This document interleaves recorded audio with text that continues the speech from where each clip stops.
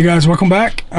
So we just finished doing the 110 install on Sierra's bike, her 2017 Street Bob.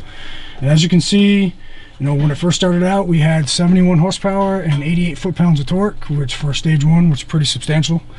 With the Vance & Hines fuel pack and the components that she has, we gained 91. We have 91 horsepower and 103 foot-pounds of torque. So we gained quite a bit on the torque and the horsepower, pretty straight up. So definitely notice a big difference in the way it runs. So Sierra, I hope you enjoy it, and be careful.